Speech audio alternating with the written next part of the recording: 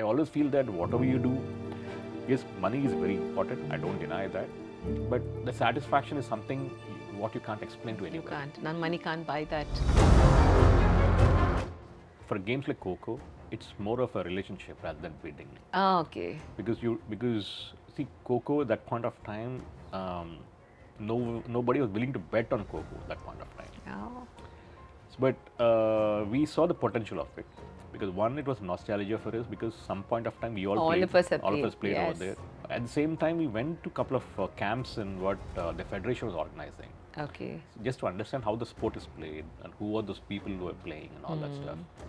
When we saw the bunch of players who were there and their backgrounds, that was really inspiring for us that we have to do this one. Comes from the lowest of rungs. We had one guy from Visionaries over here whose mother was a tea seller on the highway. So when you see those kind of backgrounds, you know, I mean, you're willing to do something for them. Yes, you change their whole life. Yeah. So every season for them, what they earn from it, it matters so much for them. Very true. It's fulfilling basically. When you look at those kind of players, you're supporting them, not only them, you're supporting not only the sport, you're supporting them and their lives. Their lives, the entire ecosystem changes.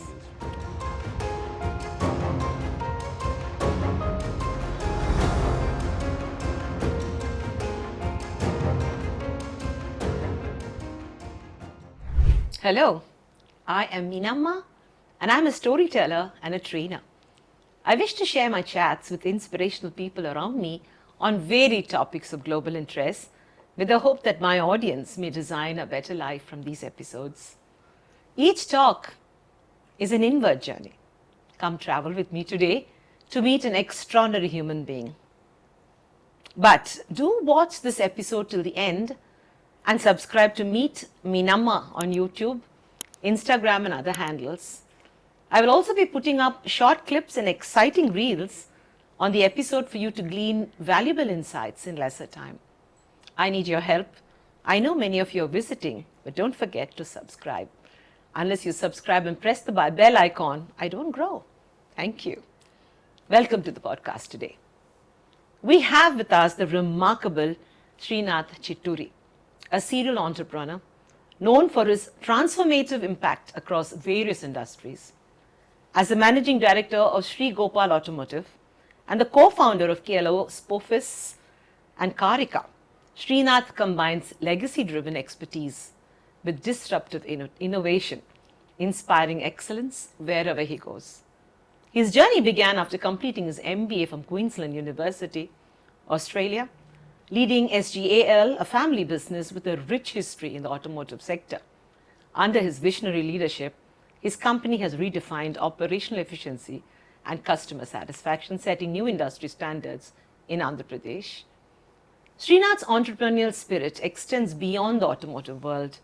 With Kaarika, he has pioneered innovative real estate projects that blend functionality with modern aesthetics. His work in the IT sector showcases his adaptability as he leverages cutting-edge technology across all his ventures to stay ahead of market trends. But as the driving force behind KLO Spofis, KLO, Srinath is revolutionizing the sports landscape, building teams and reimagining traditional games like Kho Kho to resonate with today's youth. Srinath is not just another leader. He's a visionary and a catalyst for change. From his contribution to the automotive industry to his bold initiatives in real estate and sports, his journey reflects a relentless pursuit of excellence and a commitment to creating a lasting legacy. Join us as we explore his innovative approach and the impact he continues to make across multiple domains. Hello, Srinath. How does it feel today with Meenamma? Hi, Meenakshi. Good to be here. Srinath, I've known you for many, many years. In fact, my company even did your wedding, so I know you as a young bridegroom. Tell me about your career journey. I know you come from an illustrious family of business people, maybe the third generation. Are you the third or the fourth generation of a very, very well-known legacy? Tell me about your career legacy and why you landed up where you are at the initial stages of your life. I come from very legendary family of SRM group of companies. So right from the childhood, I was surrounded by successful people. So when I say that way, like my grandfather, Mr. KVR Chowdhury, he's a legendary person in industry, and is followed by my father, Mr. Chitturi Ravindra, who himself was a good, very successful industrialist and a politician by himself. A great politician. And and even after marriage too, and if you look at Shravani, my wife, she comes from a family of Mr.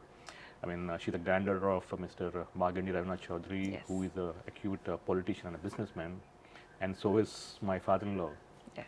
Mr. Rambabu. So, like, it was a no-brainer for me that when I was doing my graduation or my post-graduation, that I have to come back to my family business.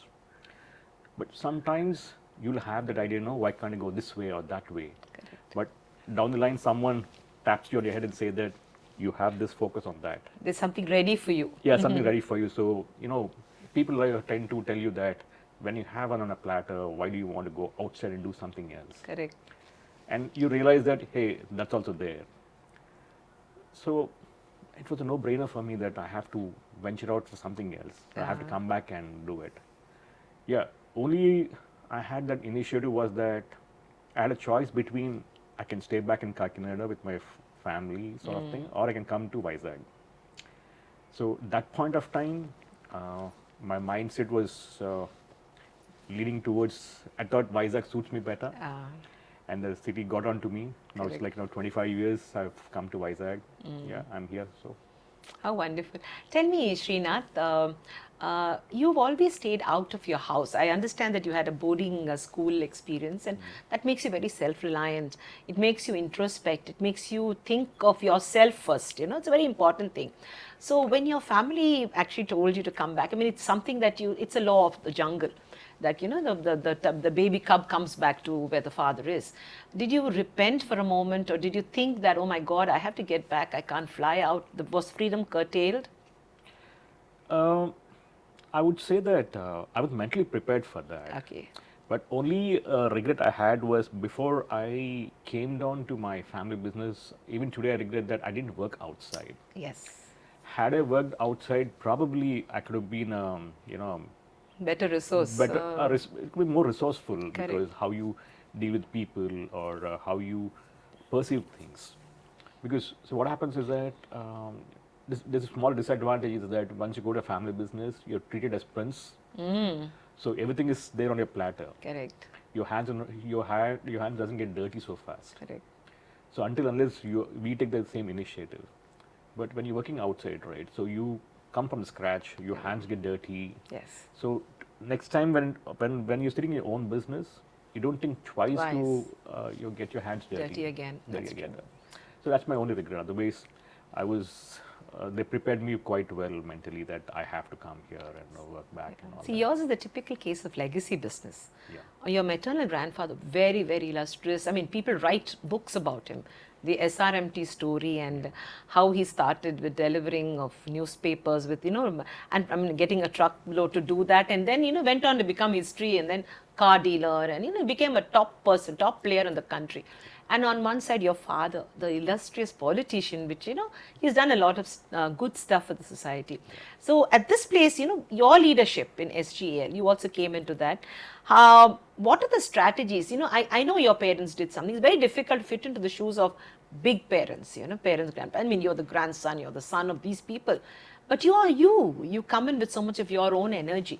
What are the special strategies that you gave back to the company, which you think is unique, your style? Here, just the small thing is that when I came in, funnily that my father was not in the office. He was busy with his career, political career. It was my mom who was How sitting in the wonderful. office. She was managing it. The first 3 months I was clueless what was happening. She was my anchor who was guiding me, telling me nuances, because you come from abroad, right? Correct. So the perception of a business will be different, and you go you go to a place like Kakinada, the entire environment is different. Yes. So to get your bearings back, you need an anchor. So that point of time, my mom was my anchor, telling me like who is who, what is what. I mean, whom you can rely on, who can you learn from. Those things were there. So it took me almost like 1.5 years or 2 years just to understand what we were doing, and I mean, before I could do something. Yeah. So luckily for me, when I just got my bearings, my brother came back from UK. Okay. He has finished his MA in This is your younger brother. younger brother. Ah. He finished his MA in administration and came back. So then things were a little easier for us because that point of time technology was booming. Until that point of time, everything was manual. Correct.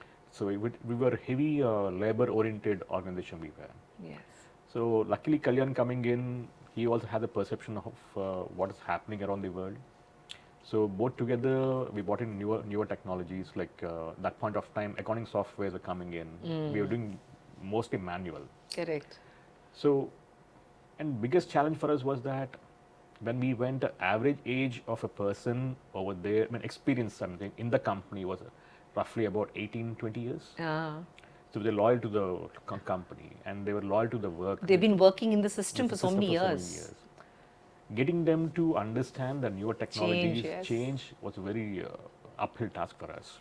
Yes. So luckily it was, I mean, both my father and father, though he was busy with politics and all that, so whenever he was free, he used to give us inputs and all that. He was also okay with the changes. Yeah, but the greatest challenge for us was the manpower. Yes. To to see the other way of the technology it was. I'll ask you a question here.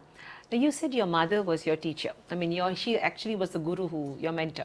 Yeah. Was she mother or was she the boss telling you the job? Yeah. See, there's a very thin line between the person who's teaching you the job as a mother, as the person who's taking the baton from the father's hand, or was she that person who wanted you to learn from the bottom because she knew it was a fight and her son had to be the fittest? I wouldn't say she was the boss sort of thing, but more like she was like advisor. Yeah, okay. Advising on on different aspects of the business which I was looking for, because she was a housewife all along. She just because the day my dad went into politics, I mean, she just came in. Opted to be sit in the place. Office, yes. Because so I would say she was my advisor sort of thing. She used to advise on a lot of things. So that point, you're a young blood, you like to see in a different way, you're aggressive and all that. So some person should calm down you and put some sense in you to look at the perception of other person. Correct. Because most of the things will be your perception of things. We seldom look into other person's perceptions until someone advises you. Because at that point of time, hardly you're 24, 25, you're aggressive, you're hot-blooded and all that. But someone has to be there, to calm you down, put some sense in you to how to look into things and all that. She was that kind of a person she was. Best part was that she never advised me in front of anybody. She did it quietly? It was only one-to-one between us, when nobody was there. Wonderful. So it was a random or a cup of a tea or during a dinner or just a random talk. Luckily, we didn't have mobile phones at that point of time, so we used to communicate a lot. Yes, yes. So tell me now, see, I have seen you as a TVS dealer, I've seen you as other dealerships as a client. Yeah. I mean, I've enjoyed the relationship I had with you as a client. But then you suddenly shifted to real estate also. I mean, you brought that into your bucket. Yeah. A totally new business. It was the first time in your family, I guess, that real estate was happening and your company came. Why the shift to real estate? It's a funny story that even I didn't realize like I was getting saturated sort of thing. So it's my good friend, Mr. Kiran Kumar, who is from GMR. So he was, because me and Kiran are classmates since our 8th grade, basically. Is about. Okay. So we meet, we have been in touch since then, and even when I was doing my business over here, we used to meet at least twice or thrice in a year, especially for Sankranti. We used to meet because... as a family? Yeah, not the family. Or as a classmate? Because he was most of a classmate. I mean, good friend. Good friend. I mean, he's my like sound box sort of thing, and because they're a bigger group, they have a better visions and all that. They meet people. They have more knowledge sort of thing. But Kiran more like I don't know how to put it as, he's more than a friend for me. So like we used to meet for every Sankranti before I leave to Kakinada or before he leave to his native Raja. We used to have a lunch. So he knows what business I've been doing, how am I doing it, and all that. So he was the one who suggested that.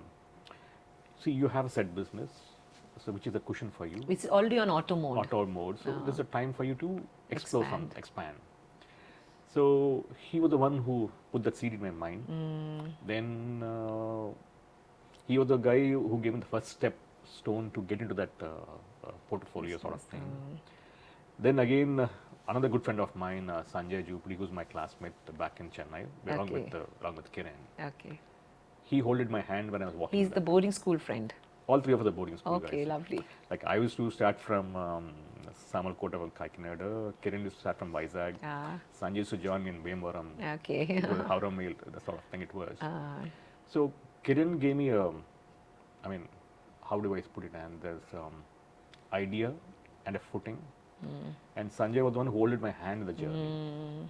So if you tell me that I'm into different portfolios, it's only because of these two guys. I mean, I don't know whether I could have done it on my own or not, I'm not sure. But if you ask me today, if I'm doing anything other than my family business, it's because of these two guys. You know, it's so precious that you have good people around you as you grow up. Yeah. And Kiran, I think, I'm sure Kiran and Sanjay are going to watch this episode. So, you know, it is time for you to tell them what they mean to you, and you've already told them.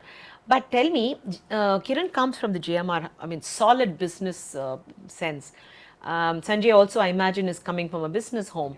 So the three sons of three important, successful business people, there are some insecurities as you grow up, because, you have to grow into that portfolio that your parents, your grandparents, it's a status portfolio.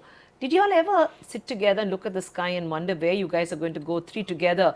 Did you feel lost that, you're going to get into the big bad world and drive that car of success for your family?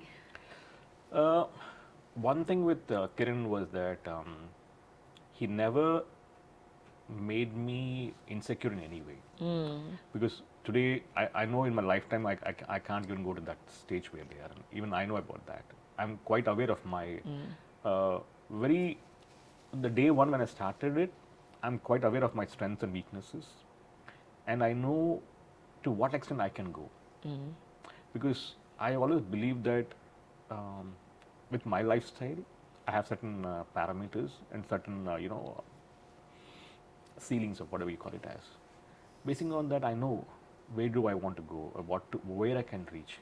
So there's never insecurity for me. So you're always content to be where you are, or you always wanted to move to the next level? Step by step. I never wanted to run. Yes. It's always the steps for me. I mean, I would prefer the journey to be better than my destination it is. I value the journey, not destination. Yes, we never knew where it goes. The journey is beautiful. The journey should be beautiful for me. Yeah. So that I would say that. I mean, these two guys have given me that amazing journey so far. Tell me, you got into innovation, a diversification into real estate at a time when technology was opening its door. How much did technology affect your business of real estate, and then how did you harness that energy? Your brother was also back with all these wonderful ideas. So I mean, I would see when I'm going to different businesses, you need a lot of help, sort of thing. Like when I say that Kiran and Sanjay gave me that kind of a platform and hand holding, but wings to move to the next step was given by my brother Kalyan. Correct. Because he holded fort when I'm moving out. If Kalyan could have not done that one, I would not had your core business could have suffered. Very true. So when I think I owe whatever I've done is to these two guys as well as to Kalyan, because he holded fort for me. Correct. So when someone is holding fort for you, it's it is very imperative that you have to expand your horizons. Correct. And I'm a guy who don't like to sit in one place. I love to go around, meet people. So when technology is booming in, I have seen Sanjay because Sanjay is a technocrat sort of thing. He's come from humble background from Bemvaram, where his father was running a theatre business and all that. So he worked in a number of places, and he put up his own business. Now he runs a company called Quintelli, which is about employs 2,000 software people. He's in the US. He shuttled between US and Hyderabad. Oh, okay, nice. So when I see that one, then I thought, okay, why all of us should be in one place? Let's expand. So that's what the reason, like, because when I have a person like Kiran or Sanjay who are there to help me, or Kalyan to help me out, you know, it's always better for me to look something else what other three are not doing. You know, womb mates, the people whom we share mother's womb with, Kalyan, they're very precious if you get on well. So in many families we find that, you know, that the brothers don't get on well or siblings don't get on well. What was that quality that kept both of you bound together, that he could stand up and say, go on, I'm here for you? Probably from very early we understood that we are very different people.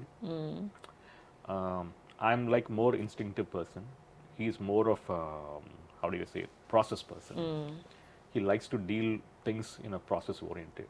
I'm more of instinct guy. So we understood that we are chalk and cheese. We are both different people, and we understand our strengths and weaknesses. Yeah. So it's given that. So the space what should be given to two different individuals, it's already given anyway. And very clearly we understand that our lifestyles are different. So as long as you accept the way people are there, I don't see why should we have any issues over there. Wonderful. And luckily for us also, like Shravani also in the same space that, you know, people should be live in that live as simple as that. Correct. So Shravani, your wife, has also come in and started helping you with all this. I mean, Shravani's journey is one more very inspiring journey in a way for everyone, because well, why I say inspiring is because she did her master's at the age of 40. Oh. She did her MA in yoga. I'm so proud of her. And she did her PhD from in yoga from Andhra University, yoga department. Wow. Then she went on to become an assistant professor or a visiting professor. At the same department? In the same department. So that's one, because why I say inspiring, because see, it's never too late to do something what you like. So my beautiful bride is today Dr. Shravani. Yeah, Dr. Shravani. So Dr. Shravani is, I mean, I'm amazed that she, I mean, it's a very beautiful thing for an Indian girl to do. Not that I'm being, you know, a racist, but, you know, look after your family, to have your babies and then continue. Then, you know, you are important. I'm sure that, you know, the more respect for such a wonderful girl.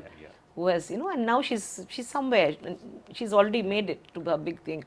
So, you know, I want to ask you a question. Now, you're coming to the hero of my story. I don't know whether you know that I played handball for India and cricket for the under 15 too. Right. So, being in the sports space, I understand how important it is to discuss the next diversification.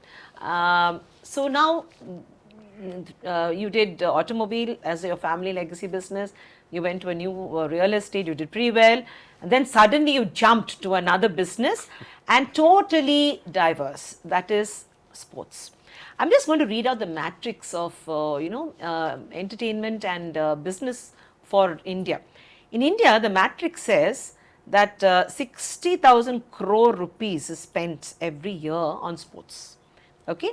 Having said this, I understand that the size of the global events landscape for sports on other things is 150 billion US dollars expected in 1928. So India, even if you pick up 1%, 5%, 10%, we are looking at a massive expansion. So, you know, India being the seventh largest country in the world, being the largest democracy, where 50% of our people are below the age of 25, the second largest consumer, so many people wanting to spend, sports has become a big deal. So I would imagine that you took this jump after you realized that it could be a lucrative business, or how did KLO happen to you? Tell us how you got into sports. I would say that I did all this study of this matrix and all this stuff. Rather, again, these two friends of mine were the one who were the push me to that zone sort of thing it was about. Funny story is that me, Kiran and Sanjay, we were watching a match in Dubai, a T20 match of India-Pakistan. Oh, that was a disaster. Disastrous match it was. So second half we realized that, okay, this match is gone. So we went inside and we was discussing about certain other things. As you know, since being it's a GMR group, you'll have a lot of visitors over there, and they were talking about different subjects it was. then the topic of rural sports came up. Because at that point of time, kabaddi just took off in a superb manner. It was. Correct. And the GM, and so they were talking about alternate sports. So and after a while we thought, okay, this is all big boys sort of stuff. It's not our stuff sort of thing. I was in that kind of mode, and I didn't even put my head what they were talking about it. I was lost in my own zone. But were you ever into sports in your life?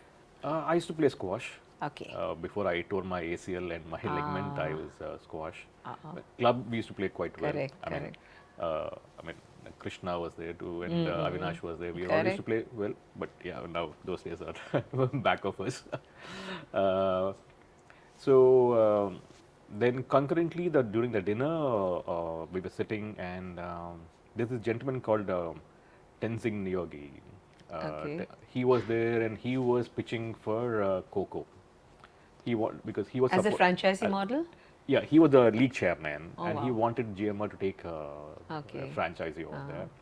And they're talking about different other people who were interested showing and all that. Then just me and Sanjay were just sitting over there. Suddenly Kiran looked at us and said, "Just give them. Let's see whether they'll be interested for a franchisee." We just said, "Okay, fine, forget it. It's not our cup of tea." But did GMR finally take a franchisee? Yeah. Okay. So then I just left it off over there. 1 week down the line, I get a call from Tenzin saying that, "Hey, have we met you there? So are you interested, Kaarika?" He said, I said, "See, it's not my cup of tea. Just leave it." No. He said, "No. Let's meet and discuss." He said. Then he came back. He sat with us, explained the model. How does it work? Then again, me and Sanjay went back to the drawing board to understand how does it work and all that. Then we had to take input from Kiran that how does that model works and all that stuff. Then we thought, okay, fine, let's give it a try. Let's see what happens. So that's the reason KLO Sports was born. What is, it's KLO, not KLO. It just is an acronym for KLO. And what is Spofis? No, sports. Oh, sports. So it's KLO. KLO is like in Hindi KLO. KLO, yeah. So it is KLO stands for KLO. Yeah. Oh, I thought it was an abbreviation for a very big word. Nothing. Okay, Just KLO. it's Oh, lovely. Just an acronym for that. Lovely. So, I mean, we wanted to take from the franchisee from the Hyderabad, all Telugu states. But GMR already have taken it. So, next bet was for us Chennai. Oh, your boarding school would have been very happy and proud of you. Yeah. So, boarding school, so we have taken from Chennai. And just to come up with a quirky name, we came up with something called Chennai Quick Guns. Like the Murugan, Quick Gun. We put it that way. Wonderful. It's a very catchy name. Yeah. Chennai Quick Guns. Yeah. So yeah, journey started over there. Yeah, it's a good fun. And was it cheaper because you're the first players in the franchisee bids? Because see, today when I was with the pro kabaddi team when Charu was working with Mr. Mahindra and all, and I remember the earlier days it went for a song, but today you can resell at a very high rate. So how was it? Because awareness is already spread with kabaddi and pro kabaddi and other games also coming in. How was it for Kho Kho? Was it a high bid or people were willing to give it at a good rate? It was, initially what happens is that for games like Kho Kho, it's more of a relationship rather than bidding. Okay. Because Kho Kho at that point of time, nobody was willing to bet on Kho Kho at that point of time. Oh. But we saw the potential of it. Because one, it was nostalgia for us because some point of time we all of us played over there. So, we understood at the same time we went to a couple of camps in what the federation was organizing. Okay. Just to understand how the sport is played and who are those people who are playing and all that stuff. When we saw the bunch of players who were there and their backgrounds, that was really inspiring for us that we have to do this one. Comes from the lowest of rungs of. In our, I think I said this one in a lot of interviews that, because in our team, we had almost 5 to 6 guys who were Zomato delivery guys or the Amazon delivery guys and all those guys. And we had one guy from Visionaries over here whose mother was a tea seller on the highway. So when you see those kind of backgrounds, you're willing to do something for them. Yes, you change their whole life. Yeah. So every season for them, what they earn from it, it's matters so much for them. Very true. It's fulfilling basically when you look at those kind of players. You're supporting them, not only them. You're supporting not only the sport. You're supporting them and their lives. Their and their lives, family. the entire ecosystem changes. Yes. So that gives you a satisfaction first of all.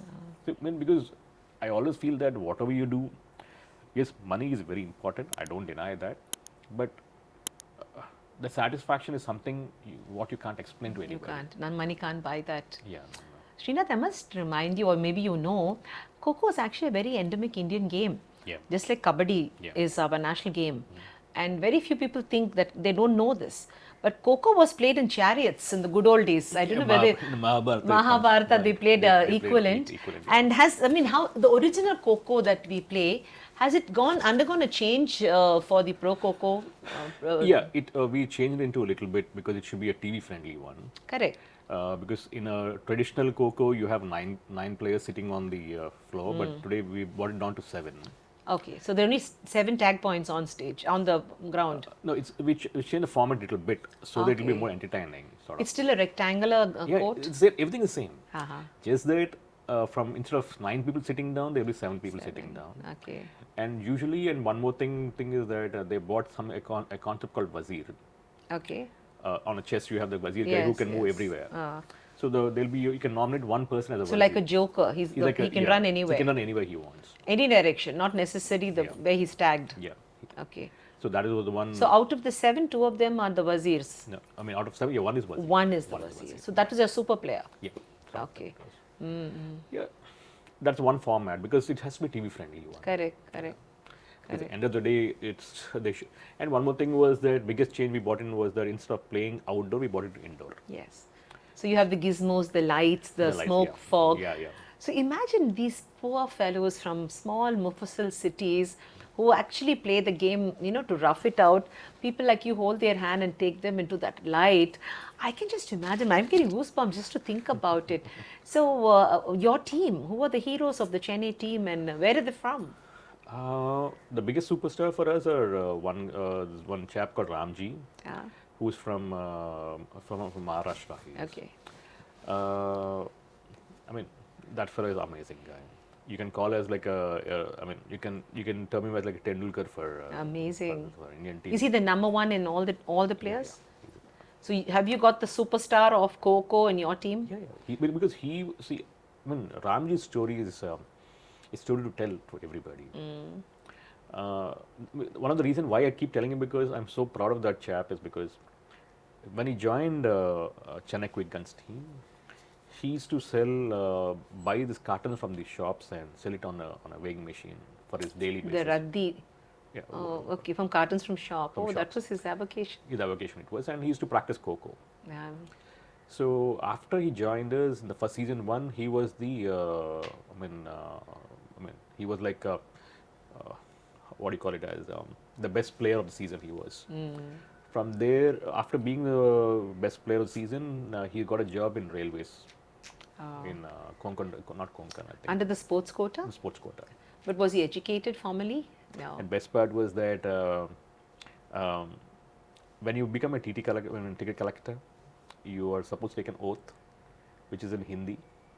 And Aman doesn't know Hindi. He's a Marathi guy. Okay. So my support staff, the other coaches and all, they had to give him an online class to teach him how to take the oath to become a TT. Become TT to us. Lovely. Then he came back again. He was the most valued player again season 2 also for us. So when did the season start? 22? 22 it started. The first season was 22. 22, 23, again 23, 24 was over.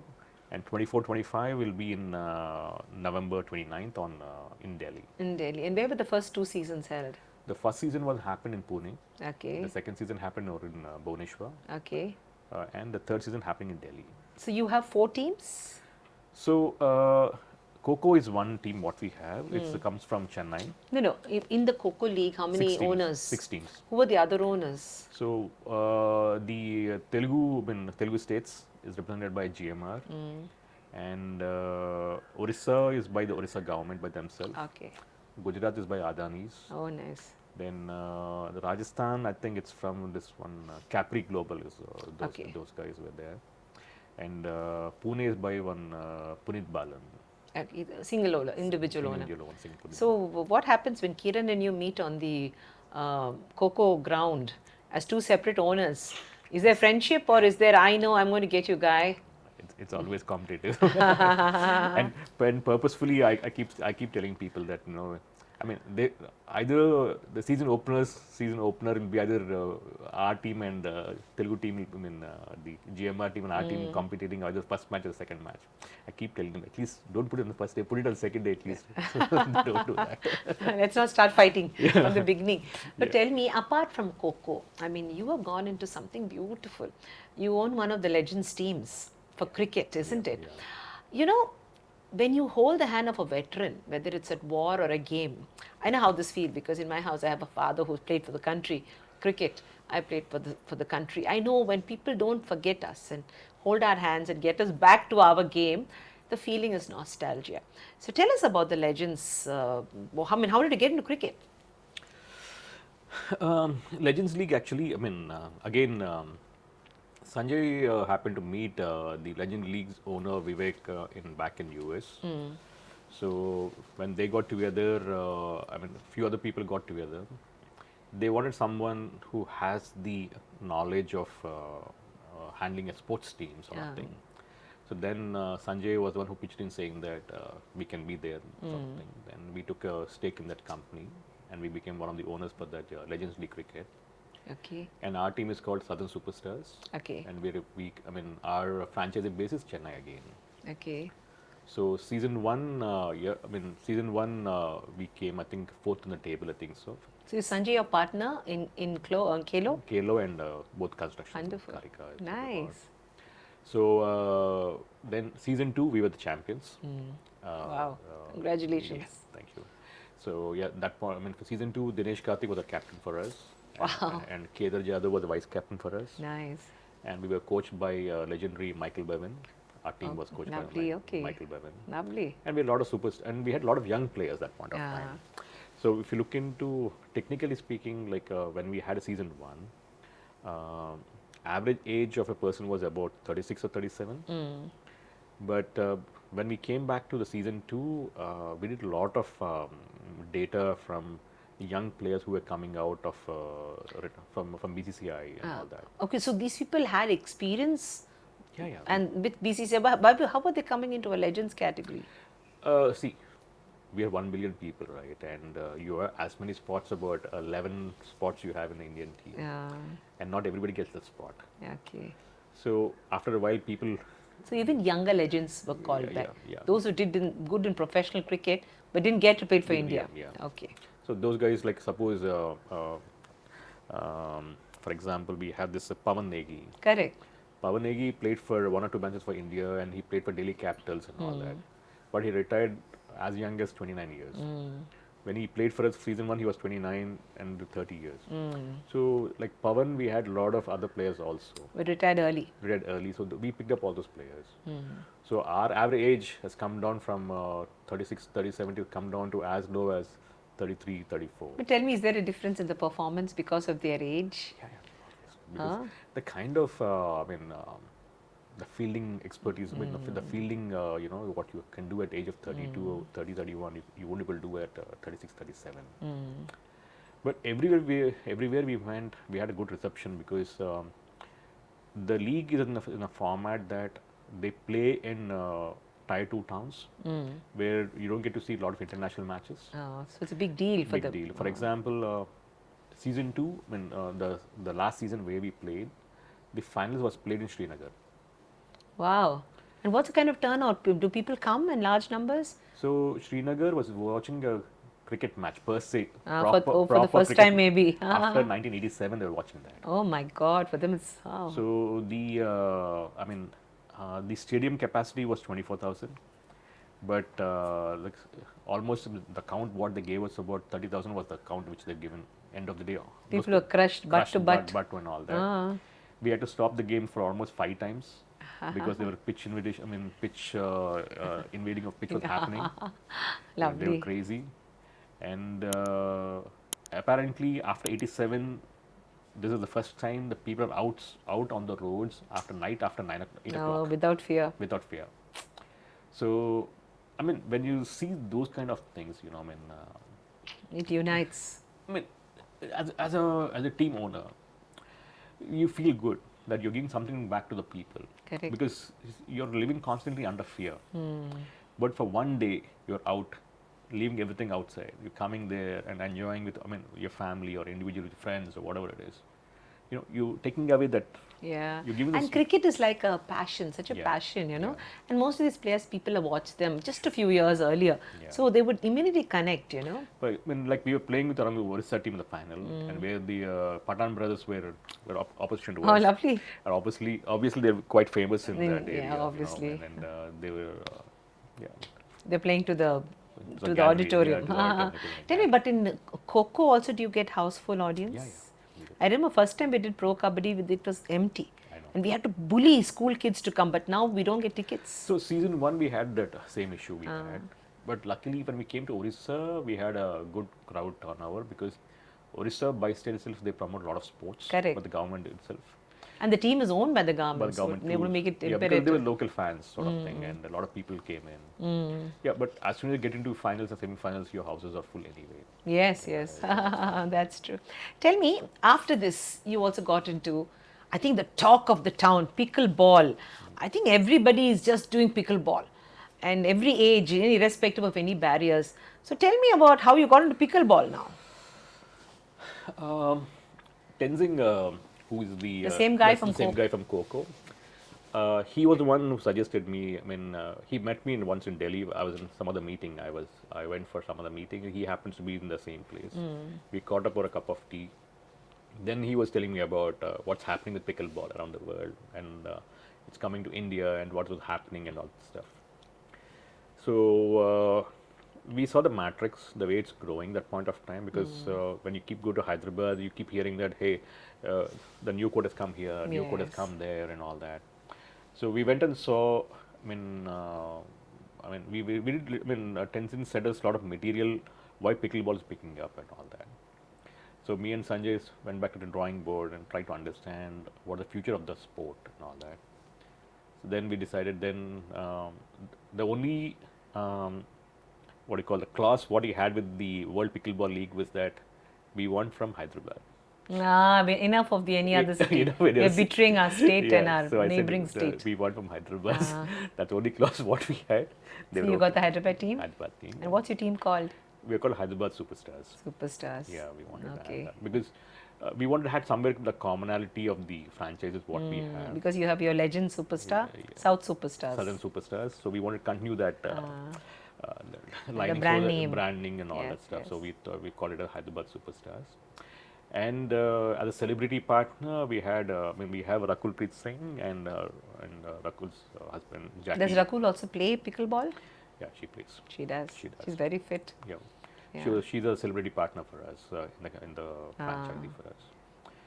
We have other teams are there. Samantha owns the Chennai team. Actually, this is a very demanding space, because pickleball has become like the mantra. Every road you have so you might have had a lot of competition. Or this you may have had to make a decision fast. No, actually, see, so what we have done this time was that the pool of Indian players was less this point of time Ah, because these players have to come through a federation, correct. IPA. And there was no national team. There was no national team, so it was difficult to pick Indian players. Ah, So this time we had a combination of foreign players as well as Indian players. So we had 8 players. Out of 8, we had about 6 players from abroad. We had from US, we had from UK, we had from Germany, and all those players, and we had 2 people from India. So we would like to change that one now. So what we're doing is that we're conducting a tournament in Hyderabad in coming on August 22nd to 24th. to get the talent? Yeah, to scout the talent it is. Okay. It's going to be it's called World Pickleball Hyderabad Tour. Okay. It's an open tour basically. So we are inviting a lot of players to come across India to come and play in the Hyderabad so that it can be like a talent scouting for us. Yeah. At the same time, we like to choose a couple of at least 2 or 3 players and support them in so that I can go and play a lot more tournaments. across India, so that they get experiences, and through our IPA they get their rankings up. Tell me, pickleball is from which country? US? US. So how many years back did it start? It's a new game. I never heard of this earlier. Pickleball started way back in early 2000s, but it got the traction only just in a couple of years back, 3-4 years back. Okay. So I mean, if you look at if you look at a lot of articles, right, the emergence of pickleball just came in because it's a social connect basically. Correct. So because that one game is, everybody perceives the rules are very softer, but The ball doesn't bounce. I tried it. My God, you really have to bend. Your back takes a beating. yeah, it takes that. So because in US actually the concept came in because as a couple you can play. From there on it Unites you, unites you and yeah. all that stuff. It is yeah. Okay, now tell me, from pickleball, you took another game. So it's almost like you're getting into the core strength of sports. So tell me about the next game. So now we have one more team in rugby. That's our franchise is from Hyderabad. Our franchise is called Hyderabad the Heroes. Wow. And this league is owned by the GMR company. So when GMR comes to the league owner, so it's no brainer that we have to sit back. Yes. So we have to get into that mode of the franchisee mode. So we did our first season. It happened in Bombay in the second week of June. We came. Our franchisee was third in the table. Oh, wow. So we had almost like we had almost like 14 players, I think so. Out of 14, we are about almost 8 or 9 of them are foreign players. So not indigenous, because rugby is not known to India So much. it's funnily, even I thought when we entered over there, and Rahul Bose, the actor, the legendary actor, Bollywood actor, he's the president of the league basically. Okay. And when he came and told her that where and all rugby is played in India, Be football, soccer, fine. Rugby is played? he told me that he said you have in all of India, you have as many as 700 districts you have. Out of 700 districts, you have about, I said around 500 districts are there where rugby played in India. Northeast mostly? Calcutta and that side? Yeah, we have a lot of from Calcutta, Orissa, Haryana, Chandigarh, and all these places are there. And even, for example, like when we came third too, right? Apart from a few foreign players, the star is is an Indian guy from West Bengal. Wow. He did better than the foreign players? He scored pretty well. He was very good. I mean, see, our squad was very cohesively united squad what we had. And our coach was the New Zealander called DJ Forbes. Oh, he's a famous guy. He's a famous guy. So, and the way he connected with his players was amazing. So do they come and stay in the country for some time, or they take them on camps across the world, or how do they do it? How do you expose your players? So what we do is, for example, for rugby, what we have done was that we had a 10-day camp before the league started. So in the camps, first couple of days, we just we do a lot of trainings. This is in Hyderabad? We did in Bombay. Bombay, okay. Bombay. So we do a lot of training camps, and as well as how do you say this one? Get to know activities, team bonding activities, and all that. So the people understand the strengths and weaknesses and all that. And touchwood, and all these sports, what we had all the players who are always down to earth, who are willing to give the 100%, and who are willing to support the next guy. Correct. See, you can be a superstar, but at the same time, in a team sport, you have to let as a team player, because you have to let the other guy to also to come up. Yes. You have to give the stepping board. So these guys were there. That way it is. I mean, I think I'm not sure. I should call myself lucky to get kind of those players. Yes, you really. I mean, now looking at the new generation, they come with an entitlement that is so scary. But I'm so happy that you found those boys who come up with simple upbringing and good values. But tell me, is Kho Kho already an Olympic game? Not yet. Not yet. So recently we had a World Cup happened in Delhi with federations connected, and it was pretty successful. Probably 10 years down the line, we might see Kho Kho in What Olympics. are you all doing as a federation, as the national bodies, and also the professional pro leagues? Are you all putting up the case because we have the Olympics coming up as a demo game or? So, to get into Olympics, you have a process for that. We just started the process. Probably not now. Probably 10 years down the line, we might be there in the Olympics right now because it's a process that it'll take that much of time. I'm so happy that you took Kho Kho because all of us have played Kho Kho. I mean, I don't know how it is, but when we were young, this is the only tag game we played and we enjoyed it.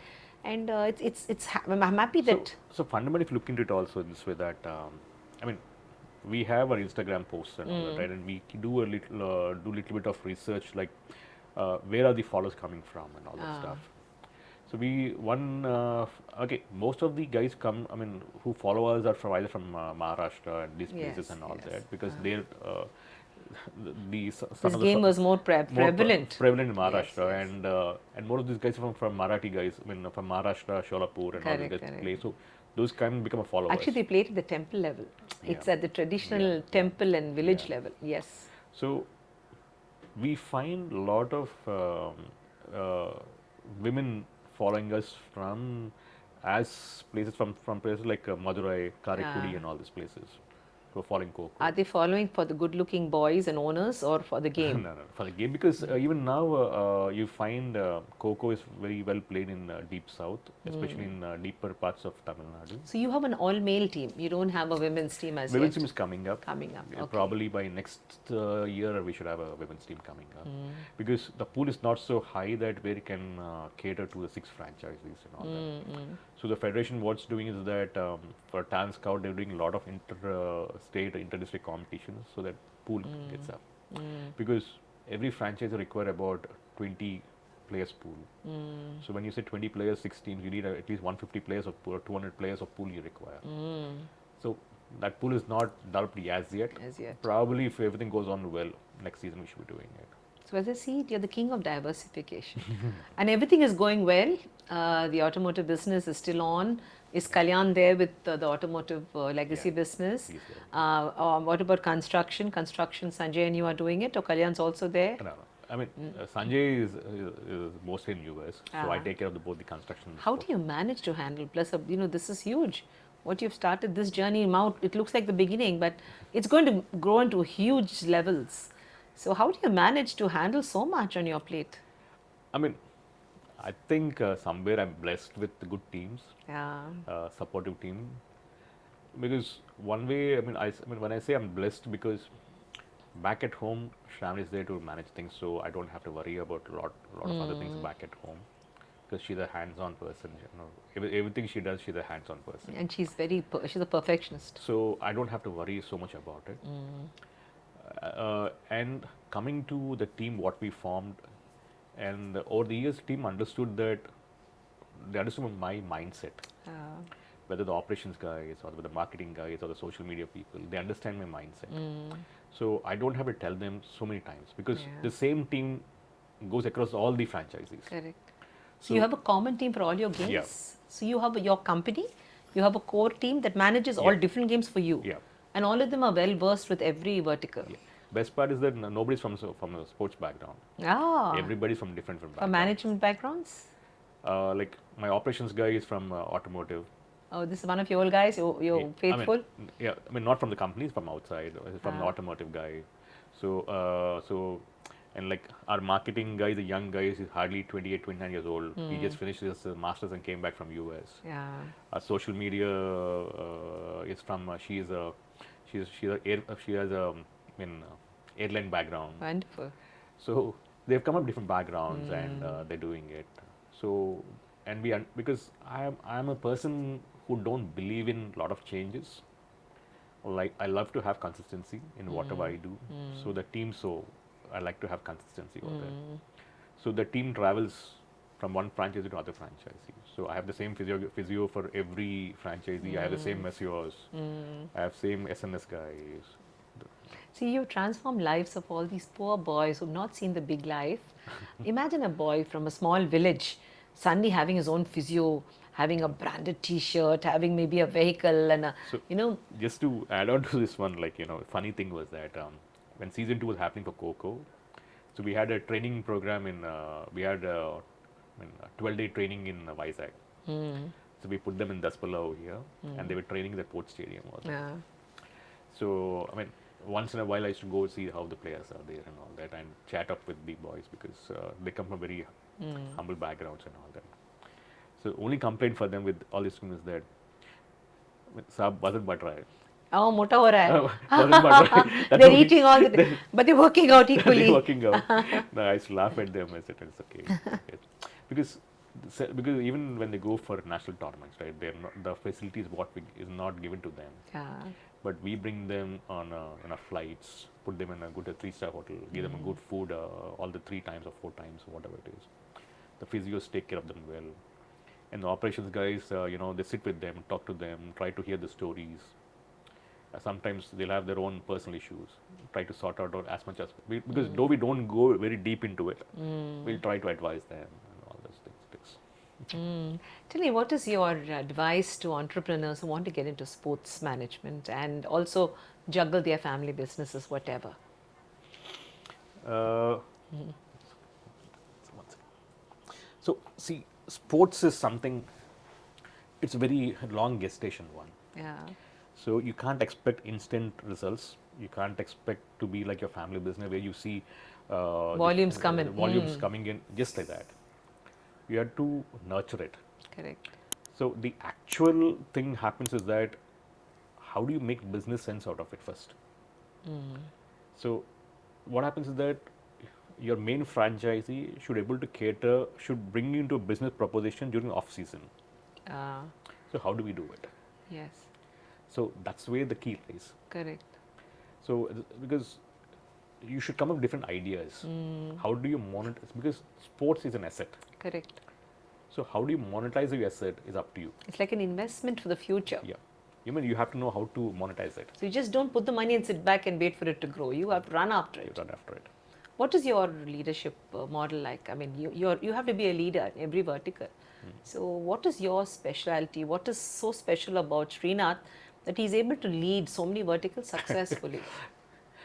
I believe in delegating and making people accountable about it. Okay. That's the only thing I always believed in. Because very early I was told by when an elderly gentleman in Telugu saying that నువ్వు చేస్తే మొదలు పెడితే ఒకటి లేదా 2 చేయగలుగుతావు చేయించుకోగలిగితే 10 చేయించుకోగలుగుతావు so you have to make a choice how do you want to do your this one Whether you want to only one thing or do many things well. many things well. Probably I chose choosing the later one. I Yeah. think so I believe in delegating things and give a clear vision of what I'm expecting out of them. Yeah. So I just leave it to the process to them. Because unless we don't define exactly what we're looking into it. Because see, when you're giving a role, there should be a definition for that. There should be clarity in what is he's expected to do. Correct. At the same time, what is it accountable to? There should be a clarity in that. So there, probably when I make it very clear, so the people know that this is what is expected out of them. This is what, yeah. Tell me, another 10 years, where will Srinath be? Have you ever seen that boy go somewhere and where will he be? Relaxed. Relaxed? And will your children take on your game, or would you not expect them?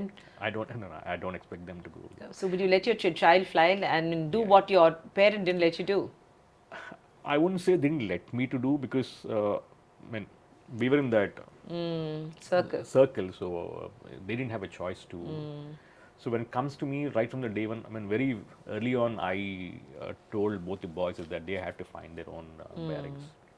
I'm just like a stepping stone for them. But do you see them following you and interest in what you're doing? If they come, so be it. If they don't come, also so But be it. see, they're already in their late... Now, see, because now days have changed right now, right? Yes. It's not like before where you had limited options and you figure out what you want in limited options. Now, your options are so wide, like, people don't want to rush into anything. Correct. So at the same time, I don't wanted both the boys to rush into anything because when you work, you have to do something That you want to like to do, right? So every day should be a exciting day, Yes. not a Forced upon boring forced day. upon boring day. You should love what you're Yeah. doing. So let them find that bearing, let them find that process about it. Hmm. But eventually, because the way the world is, that I don't think they can stick to one business like us. I think sticking to one business like us is, I think those days are gone. Those days are gone. Probably, I'm not sure. Just it's my But thought. still. Because other day also I read, I was listening to somewhere someone is saying that doing single degree days are gone. Correct. Yeah. People qualify them in different. So Yeah. the options are more. More, and even your dynamics are changing for every 2 years or Correct. 3 years. So you have to be on your feet. So if that is there, I seldom I think these people can do one business forever for a long time. So yeah, I thought let them find their own bearings. That's a very nice thing. Yeah. And God bless you. Tell me, this might be the last question today. You've been in the automotive business, core business, legacy business. You've been in construction. Now you're into sports. Which is the best? In your opinion, which have you enjoyed the most? Sports. Sports. Yes. So it's. Why I said sports? Because there are two things, because with sports, you get to meet a lot of people from different backgrounds. You can meet as high as Kiran to as low as one guy who's coming from, from tea stalls son. So you have that kind of people out there. Diversity in the people. Diversity in people you have. So, it gives you, not to get carried away from anything. It Because- humbles you, right? Yeah, because you've seen there, you've seen this. So, and at the same time, I'm a person who don't, I told you before that, I don't like to sit in one place. I like Yes. to travel a lot, but travel with purpose. Otherwise, I'm a very lazy guy sort of thing. I like to have my own space. This sort of thing. Sports is something, Yes. because you're doing something for their lives. Yes. I wouldn't say, I'm not talking about cricketers per se, because that's a different ball Yes, game. But yes. when you're doing something for a rugby player, or you're doing something for a Kho Kho player, you're doing something for their lives. Yeah. That you realized after coming close. Yeah. How you've impacted Because and changed lives. Whatever little amount we give them in a season, it is almost like one year. What they've normally earned. It's like they're earning it in a span of 30 days. So their respect also goes up in their Yeah. communities. Yeah. Srinath, I run this podcast, Meet Meenamma. Have you heard about my podcast earlier? Yeah, so Sam Saragar was there before. You did see some of the Yeah, earlier. yes, I see. Did you enjoy watching this Yeah, yeah. podcast earlier? Yeah. Would you like your friends and your families and the family members and your sports fraternity to subscribe to me? Yeah, sure, definitely. Would you like to give a message so that I can tell people that yes, your boss has told you, please kindly do it. Please share, like, and subscribe Meenamma. Yes, thank you so Yeah. much. And I'm so happy that you spent this time. I was really worried whether you'll have the time. No. And I can see that your phone is buzzing continuously. There are calls coming. And No. I see that in the future, there is a big owner of a very big team sitting right next to me. And today I will remember today with gratitude. And thank you so much for being with me. And Jai Hind. Take India to the next level, to the next playground, and let us play the game very well. For all our viewers out there, diversification is the only thing that is going to help you to grow. If you're going to be staying status quo, there is going to be nothing for you in life. So people like Srinath teach us that there is always a different ground level waiting for us. Once we are done well in one level, don't sit and lay back on your laurels. Trying to grow to the next level, try to learn new things, because with every avatar of yourself, you will be impacting not just yourself, but the entire ecosystem around you, and that makes you so powerful. Play the game, play it well, and remember, always be the true Indian you're born to be. Bring laurels to your family, your city, your state, and your country.